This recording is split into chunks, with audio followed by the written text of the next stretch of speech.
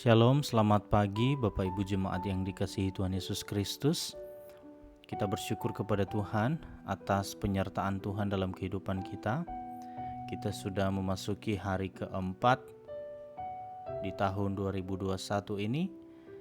Dan kita bersyukur atas kebaikannya dalam hidup kita, sehingga kita bisa ada sebagaimana kita ada pada pagi hari ini. Sebelum kita merenungkan firman Tuhan pagi hari ini, mari kita berdoa. Bapa Sorgawi, kami bersyukur atas anugerah-Mu yang Tuhan terus nyatakan bagi kami. Terima kasih buat pagi yang indah ini. Dan sebelum kami masuk dalam berbagai aktivitas kami mau merenungkan firman Tuhan. Biarlah firman-Mu dapat menuntun jalan kami, menerangi jalan kami. Dalam nama Tuhan Yesus kami berdoa. Amin. Bapak Ibu Saudara, tema perenungan kita pagi hari ini adalah menahan godaan berdosa. Terambil di dalam kitab Kejadian pasalnya yang keempat ayat 1-8. Firman Tuhan berbunyi demikian. Kemudian manusia itu bersetubuh dengan Hawa, istrinya, dan mengandunglah perempuan itu, lalu melahirkan Kain. Maka kata perempuan itu, "Aku telah mendapat seorang anak laki-laki dengan pertolongan Tuhan." Selanjutnya dilahirkannya Habel, adik Kain, dan Habel menjadi gembala kambing domba, Kain menjadi petani. Setelah beberapa waktu lamanya, maka Kain mempersembahkan sebagian dari hasil tanah itu kepada Tuhan sebagai korban persembahan. Habel juga mempersembahkan korban persembahan dari anak sulung kambing dombanya, yakni lemak-lemaknya. Maka Tuhan mengindahkan Habel dan korban persembahannya itu, tetapi Kain dan korban persembahannya tidak diindahkannya. Lalu hati Kain menjadi sangat panas dan mukanya muram. Firman Tuhan kepada Kain, "Mengapa hatimu panas dan mukamu muram? Apakah mukamu tidak akan berseri jika engkau berbuat baik? Tetapi jika engkau tidak berbuat baik, dosa sudah mengintip di depan pintu.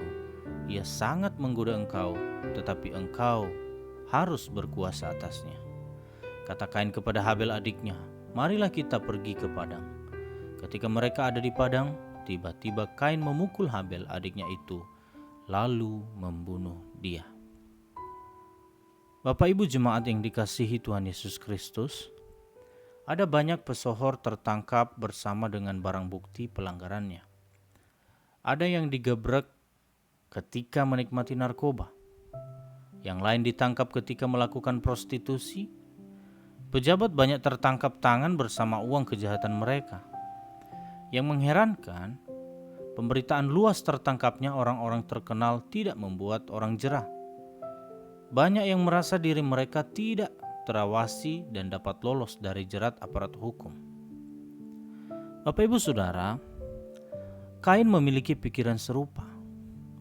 Ia menganggap seakan-akan Tuhan tidak mengetahui kejahatan yang dirancangnya. Ketika rasa iri menyesakkan hatinya, Kain terdorong menghilangkan nyawa adiknya Habel.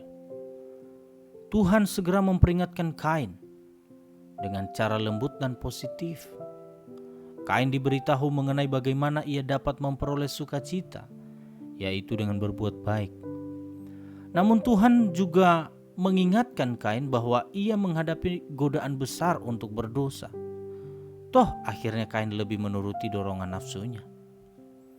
Jawaban Kain kepada Tuhan mengenai keberadaan Habel memperlihatkan bahwa Kain beranggapan seolah Tuhan tidak melihat perbuatan jahatnya. Saudara, ketika muncul dorongan berdosa, hampir selalu kita telah mendapat peringatan Tuhan. Di lain pihak, Tuhan acap kali tidak berusaha menghentikan rencana dan tindakan kita. Kita pun bersikap seolah Tuhan tidak mengetahui jalan pikiran kita dan mencari banyak alasan untuk mendebatnya. Padahal, kita dapat terhindar dari kejatuhan bila kita peduli akan peringatannya.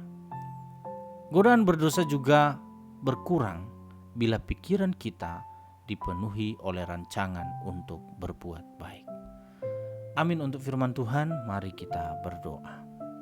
Kami bersyukur kepadamu ya Tuhan, firman Tuhan telah mengingatkan kami pada pagi hari ini untuk menahan godaan berdosa, untuk kami tidak sembarangan dalam bertindak, tidak bertindak sesuai dengan keinginan kami pribadi atau menuruti emosi kami. Kami mau melakukan segala sesuatunya yang berkenan kepadamu. Terima kasih Tuhan atas firman-Mu. Dalam nama Tuhan Yesus kami berdoa. Amin.